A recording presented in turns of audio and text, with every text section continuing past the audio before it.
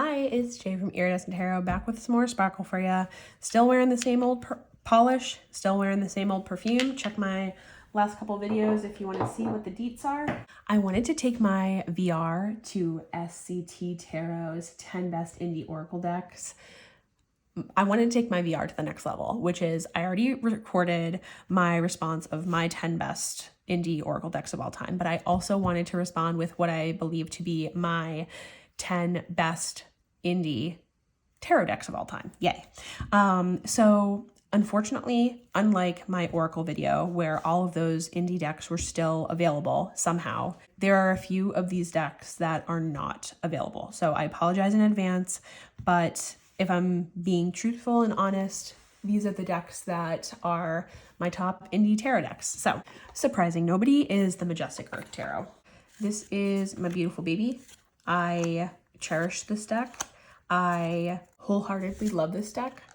I use this deck as like my palette cleanser when I just want to go back to basics in my brain. Like, these are images that clear my mind and make me feel something. And I think that there are other landscape decks out there that can accomplish a similar thing. So whether that's the Tarot Landscapes, the Spacious Tarot, the Mindscapes Tarot, there's a handful of them out there that can accomplish this spacious feeling of the earth and things that are grander than you. But for me, the Majestic Earth is my one and only, and I just can't sing its praises enough. Surprising even fewer people is the Playful Heart Tarot. This is one of the only decks that I have 2 copies of. I have this one, and then I have a first edition that I edged myself in rainbow colors, and I added little sparkle detailing to some of the cards. But this is my unaltered newer edition. This is the other deck that I choose when I don't know what deck to choose. Like this and Majestic Earth. I don't know. I feel like I can get most of my tarot needs met with these 2 decks.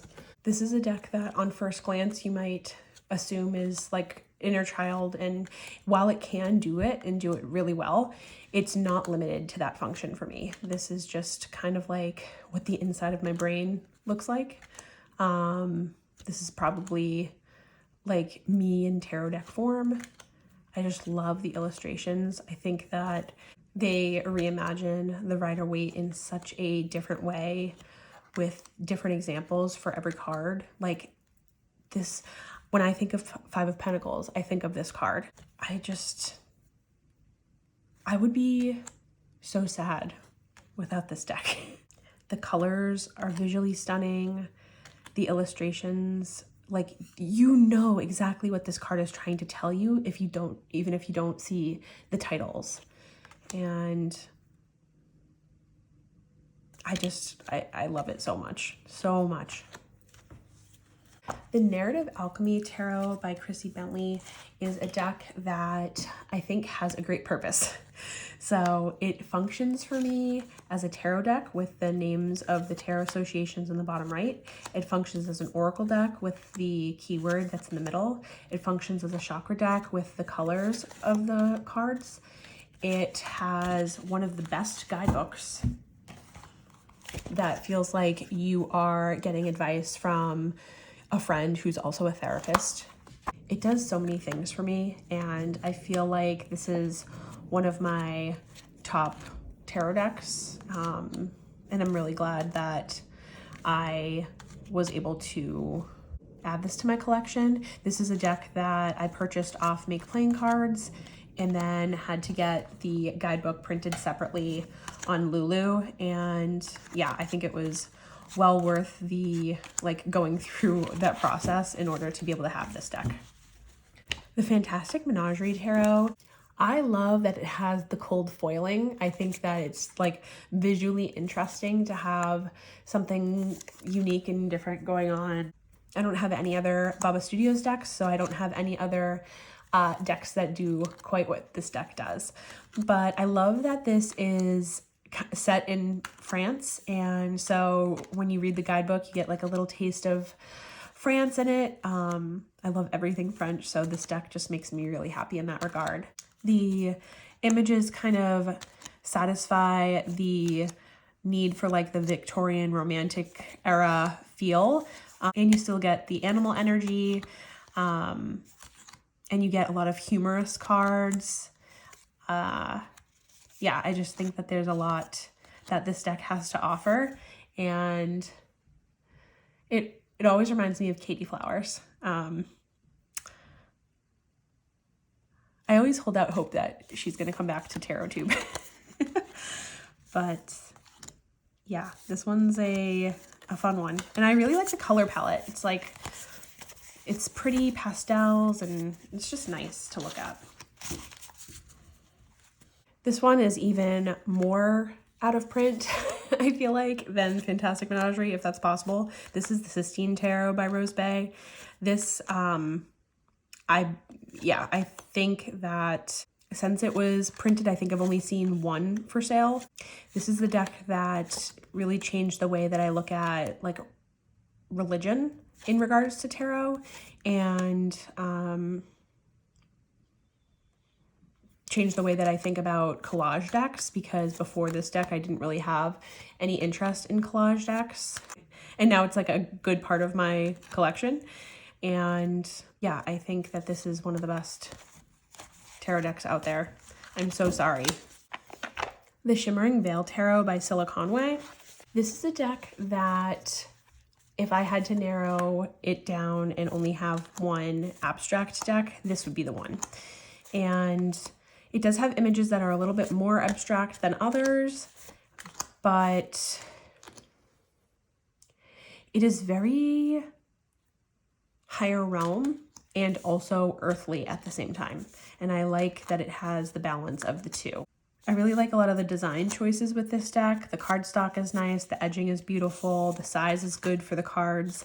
There's no borders. Like, I like a lot of the choices that Scylla made with this deck. I think the backs are like one of my favorite backs of all time. And it's just a fantastic all-around abstract deck. Folkloric Forest is another beautifully produced deck. I will never get over how ingenious this little printed seal is. I just, like, every single detail is so well thought out. This deck is definitely darker than my normal aesthetic. I am super excited for the second in the series, which is Folkloric Waters, because I think that the color palette's going to be way more me.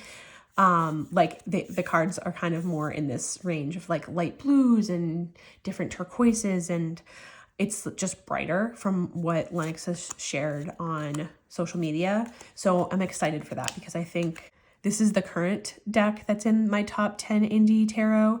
I think that if you give me like a couple of months with Folkloric Waters, I feel like that's going to take the cake for me. So maybe I'll have to redo this tag in like a year or two and see how my answers have changed. But I do like the brighter cards, and I think once Waters is here, it's going to just be more me. But I just love this deck so much. I love this card. I love how this deck plays with other decks. I think that Lennox's curation is genius. I will follow you into the dark. The Yellow House Tarot is a deck that I don't have anything else really like it. I really love that there are no people on the cards. And I think that the more that I work with tarot, I like having the option of having decks that don't have people. I love having decks that show new and well thought out and different interpretations of cards that, you know, like they have the Rider-Waite meanings without using the Rider-Waite imagery. I love decks that have art from people who truly care about their craft and it shows in their work.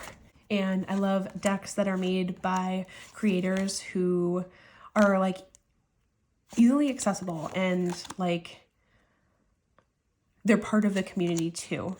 There are like quite a few people that come to mind just off the top of my head. That's part of the experience for me, I think, is like having these creators who you just get to know through their online spaces, and then you can understand their vision really well. It makes a lot of difference to me. the Lonely Dreamer Tarot. The third edition that I have has insights from Esther Frankel-Tishman, who is Mindful Tarot here on Tarotube, and I really enjoyed the addition of her thoughts into the guidebook, and her waxing poetic about this deck was one of the reasons why I became interested in this deck. Odilon Redon's work is similar to Folkloric Forest. It's a little bit darker than maybe what I would expect to like, but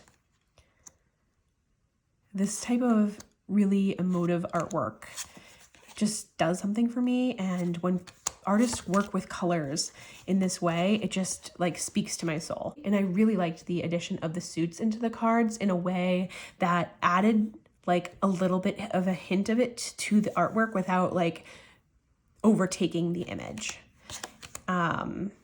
So I think that it was very skillfully done. Melissa's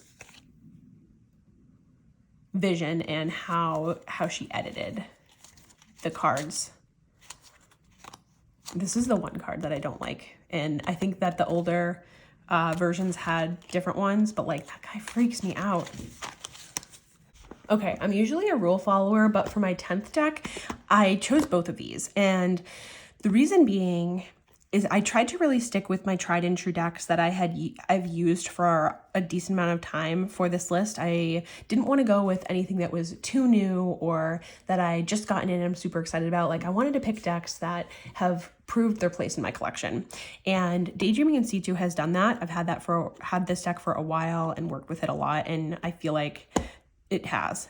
Scarab is newer for me, but I feel like it's on the same level as Daydreaming. And so while I love both of them and they are both collage artwork that have like some similar elements, they are very different, but they fill a similar place in my collection. And so I had to choose both of them for my 10th option. So let's do a little side by side. So right off the bat, you have Daydreaming and Situ with the black border with the white double border. And then you have Scarabendalia with just the white border. Actually, it's inverse, right? You have the black, then the white, and then the white, then the black. That's pretty cool. And they both have elements of collage that come from, like, it's just like they both read as art history to me. Scarabendalia has succeeded in perfecting like a more simplistic collage art style where it's not as many elements, or if they are, they're smaller and you can't really tell, where Annie in Daydreaming kind of puts together the collage in a mosaic style. And so it's just two very different styles of collage artwork, and I love them both. And I think that the effects that they give are so different that I can justify keeping both. I don't feel like they necessarily compete for time. I think if they had exactly the same borders, it would be a little bit harder for me. But they do make me feel like that this part of my collection is complete and that I don't need others. I'm really happy that they're here and I get to work with them. All right, well, that was my top 10 indie tarot deck collection. And like I said, I'm excited to revisit this in a year or two and see how my answers have changed or stayed the same. Collection videos are some of the most fun to film and watch on here. And I hope that other people will do VRs to and share what their top indie decks are, because I do love me indie decks. What can I say? All right, I'll talk to you later. Signing off.